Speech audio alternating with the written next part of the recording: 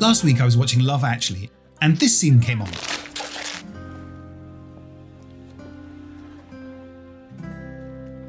God, that's a surprise. What is it? It's a CD. Joni Mitchell, wow. To continue your emotional education. Yes. Goodness. That's great. This is Emma Thompson, one of the finest actors alive, giving a performance that we still talk about 20 years later. Her character is realizing that her marriage is falling apart and then pulling herself back together so that her children don't notice. It is extraordinary. But it wasn't enough to just enjoy the scene. I wanted to go full CSI and try and work out, can I measure great acting? And yes I can. And to be clear, we already know this is great acting. What I'm about to show you is not about proving it, it's about understanding what makes it great, and then seeing what else we can do with that information. Hi, my name's Stephen Follows. I'm the film data scientist, and I come up with new movie records for Guinness World Records. But today, I'm going to go on the hunt for truly great acting. What you need to know is that Karen is married to Harry and they have 2 kids, and she's worried that Harry is cheating on her with his new sexy assistant. Boo! Last week, Karen found a gold necklace in Harry's coat pocket and assumed it was her Christmas present, thereby proving that actually he still loves her and that all is well in the relationship. Yay!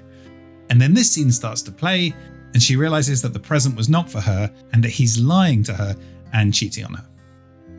Such a moving scene, top-notch acting. Let's see if we can work out what's going on. It's time to... Hands 34 to 46. To try and understand more, I extracted every frame of the film, ran a facial analysis engine that tracks 20 individual facial muscles, 68 landmark points and 7 competing emotions simultaneously, 24 readings per second, and then matched each face to the actor using a neural network trained on 10 million faces. Give me a hard copy right there. Here we're isolating Emma Thompson's performance from everyone else's so we can watch her emotional state shift frame to frame. Do you mind if I just absent myself for a second? All that ice cream. Darling, could you just make sure the kids are ready to go? I'll be back. We're watching a brilliant actress play a woman who is desperately trying to act. She's performing everything is fine for her children, whereas Emma Thompson is performing everything is not fine to us. 2 performances running in opposite directions at the same time. And this shows up when we isolate emotions data. When Karen is with other people, Harry and the kids, the readings are quite messy. Happiness and sadness fight for each other. Joy spikes at the same time as anger. That's putting on a brave face, where Emma Thompson is showing Karen, the character, trying to hold it all together. But the moment she's alone in the bedroom, the mask can drop. Pure sadness takes over, and Emma Thompson shows us a character starting to properly process waves of grief. No competition, and then, watch, look, she pulls it back in. The sadness drops to neutral, Karen the actress takes over, and she straightens the bed, getting back into her motherly duties, fixes her face, and walks straight back out to say her line. The data literally shows you the moment that Emma Thompson has decided that her character has decided to stop feeling. To truly understand what makes this performance so great, we need to zoom out and consider the other performances in the same movie. Alright, time for a quick primer. For those who haven't seen it, this is Love Actually, released in 2003, and it was written and directed by Richard Curtis. How do I best explain this movie? Love Actually is basically... There are multiple storylines working on different levels, each with its own rules, different locations. Oh, actually they're all happening on the same level in London, pretty much in the same postcode. But like Inception, it bends time. It's entirely linear. It starts in December, it ends later that same month. That's the timeline. But in Inception, there is a team of specialists, each one recruited for a unique, indispensable skill. In Love Actually, they have no skills. They're just, it's just British people at Christmas. I admit it's nothing like Inception. Hugh Grant is the Prime Minister, Colin Firth proposes in broken Portuguese, Bill Nye takes his clothes off, and a horny man flies to Milwaukee because he can't get laid in Wandsworth. Some of this movie is very smart, some of it's very emotional, and some of it's pretty dumb. I mean, there have been plenty of dumb movies since. In fact, if you want to find out if movies have got dumber since Love Actually, then check out my last video. The results will shock you! Anyway, because the film's an ensemble piece, it has many major actors, but they're all working for the same director, same cinematographer, same editor, and they're in the same film. So the differences are the characters and how the actors have chosen to portray them. By using face tracking, we can see that Emma Thompson and Alan Rickman are the third and fourth most seen characters on screen, behind Hugh Grant and Colin Firth. We know that being a star is about being seen, but being an actor is about using that time well. We previously saw Emma Thompson's emotional complexity, but there is a second dimension: volatility. How fast the dominant emotion changes from frame to frame. So if we plot every actor on two axes, the cast splits into 4 groups. Top right is where Emma Thompson lives, the performers. High complexity, high volatility, lots of emotions changing fast. We've got Emma Thompson, Laura Linney, and Bill Nighy. Across all of Emma Thompson's performance, I tracked 2,223 emotional transitions, which is roughly 1 every 4 frames. So her face is in constant controlled movement. The only person that beats her on that measure is Laura Linney, who has an amazing character. Her character Sarah is permanently torn between duty and desire.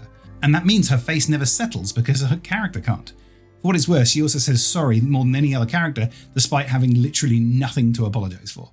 Which, if you think about it, is a pretty smart way for the filmmakers to tell us that this is the one character who's not going to get what she wants. I don't need to be a data scientist to understand exactly what Richard Curtis gave us the breadcrumbs. It's the Da Vinci Code all the way down. You just need to know where to look through the maze. Here are the most common words in the screenplay, and when they're read in order, they make complete sense. Good Christmas. Love here. Thank now. Look, actually, sorry. Hello. Great. Never want God. See what I mean? Interesting. What's more interesting is Bill Nighy. Bill Nighy is a prime example of what happens when a great actor is also very funny. This is isn't it? Yep. Solid gold maestro. This role could easily have been forgettable, but because he's a great actor, the complexity nearly matches Thompson's. His top emotions are disgust and anger, with happiness just 4.8% of the time, the lowest of any of the leads. You could say that Bill, Emma, and Laura are the only live-action entities in this cartoon, but that would be mean, so I won't. Back to the chart. Bottom right, we have the brooders. Deep emotions, but not much change moment to moment. Characters like Liam Neeson's sit in their feelings and stay there. Bottom left, we have the anchors. They know exactly what they've been cast for. Everyone had so little screen time that you needed to subliminally know, oh, that's a Hugh Grant part, or that's a Colin Firth part. Or you just didn't have time to set them up as characters, really. You just had to dive straight in. They deliver a clear performance that serves the moment and helps the film hit its comedic and emotional beats as intended. Rowan Atkinson is a computational minimum. Lowest complexity, lowest volatility. Apparently his character was created as a literal angel, but that detail didn't make it into the final edit, so it's just a character that goes on and changes some of the plot points some of the way through. It barely reads as human, which is kind of what it was intended. Finally, in the top left, we have the reactors. Chris Marshall has the highest volatility in the cast, but he's cycling through a more limited set of emotions. It's perfect for the time given, but a little cartoony. And he's got a big knob. Alan Rickman is not that far away from Toontown himself. That famous measured delivery is all voice. And it's worth pausing on Rickman for a little bit longer, because his character Harry is hiding an affair, and on Christmas morning he's doing his own version of what Karen, Emma Thompson, is doing. He's performing Happy Dad on Christmas morning, while at the same time knowing that he's done or that he's transgressed, and the data catches it. Across the film, Rickman's face reads at 55% disgust and anger combined, the second highest of any of the characters. His happiness is only 6.2, the lowest of any of the leads. But 88 minutes in, Christmas morning, opening the presents with the kids, his happiness suddenly spikes. This is the highest sustained complexity on his face the entire film, and for the first time, happiness becomes his dominant emotion. What we're seeing is a man trying very hard to look like everything's fine. Sound familiar? Ah, yes. By the way, before you conclude that Rickman's face is just naturally negative, in Sense and Sensibility he plays Colonel Brandon, one of the great romantic leads in English literature. Same resting grump face, but a completely different experience. What we're seeing here are the actors choosing how to take their instrument, who they are, and change it for their character. So one of the things we'll need to consider when tracking great acting is looking across an actor's career, the extent to which they change who they are when they walk into the room. In Love Actually, when on Christmas morning joy becomes the dominant emotion on Alan's face, we can tell how hard the character has had to work to smile, meaning it reads as false or at least constructed. A classic fool. Giving this kind of performance is really helped when an actor can make it personal. You've made the life I lead foolish too. Darling! Emma Thompson has previously publicly talked about how this scene connected her with her own life. She was married to Kenneth Branagh until he had an affair with Helena Bonham Carter. Emma Thompson said, "I had my heart badly broken by Ken, so I knew what it was like to find the necklace that wasn't meant for me." And she also said, which kind of really sticks with me, "I had so much bloody practice at crying in a bedroom and then having to go out and be cheerful, gathering up the pieces of my heart and putting them into a drawer." Emma Thompson is a gifted actress who has lived the thing her character is going through. She's felt the grief, swallowed it, walked back in the room and smiled.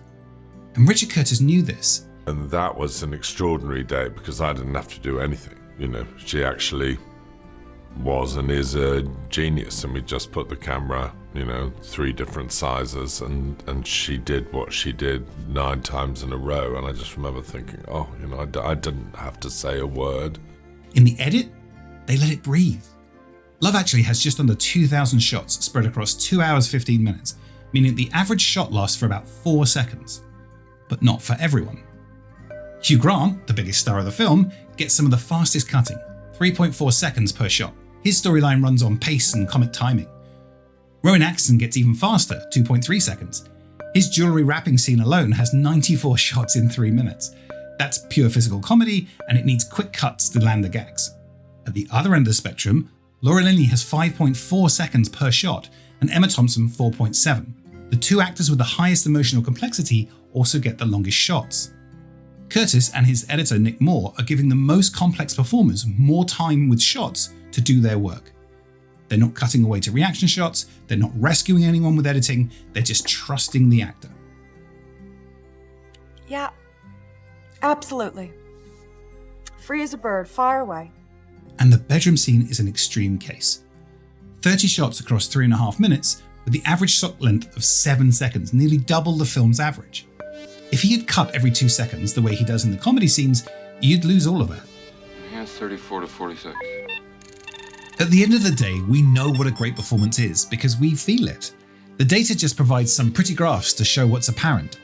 That said, we could use this in other contexts. Just imagine for a second that there are movies that are not Love Actually.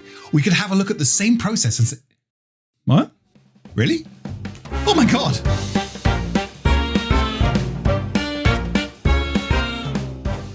I'm going to try this method on other movies and see what great acting looks like.